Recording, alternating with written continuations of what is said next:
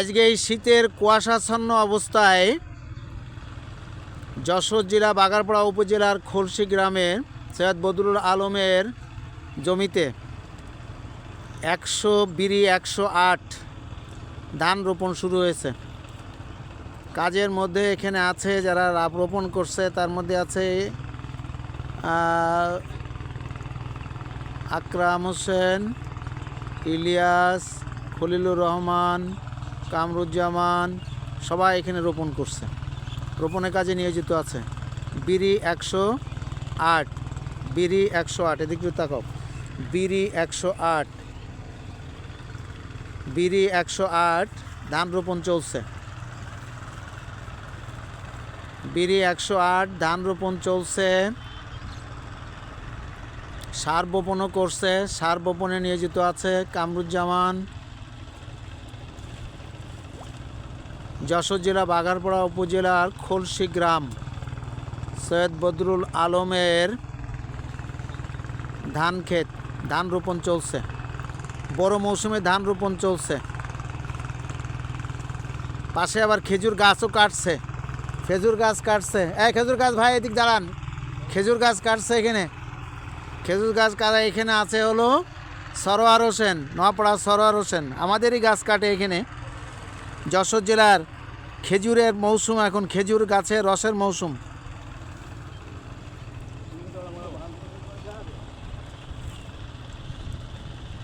এখানে দুই ধরনের ধান রোপণ করা হবে, একটা হলো বিরি 108 আর একটা হলো বিরি 114।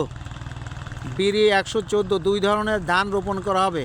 পাশ দিয়ে আবার সরিষার ক্ষেতও আছে, পাশ দিয়ে সরিষার ক্ষেত আছে।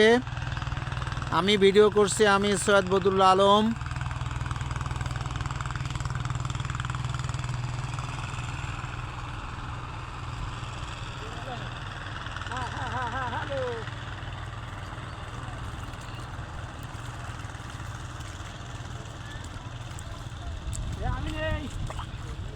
টাকা তুই টাকা এদিকে ভালো করে টাকা টাকা। হ্যাঁ হয়েছে কারে?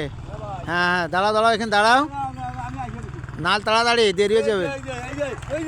এই যে গাছ কাটছে, গাছে উঠে যাচ্ছে আমাকে সরোয়ার ভাই, গাছে উঠে যাচ্ছে গাছ কাটতে। খেজুরের মৌসুম, খেজুরের রস, খেজুরের রস। সরোয়ার ভাই তুমি তো রস খাওয়াও না, সবাইকে একটু রস খাওয়াই দিও। আচ্ছা, কি খাওয়াবা না? হ্যাঁ খাওয়াবে, খেলে সবাইকে খাওয়াবে। ধান রোপণের কাজ চলছে, অর্ধাংশ প্রায় হয়ে গেছে, প্রায় অর্ধাংশ মতন হয়ে গেছে।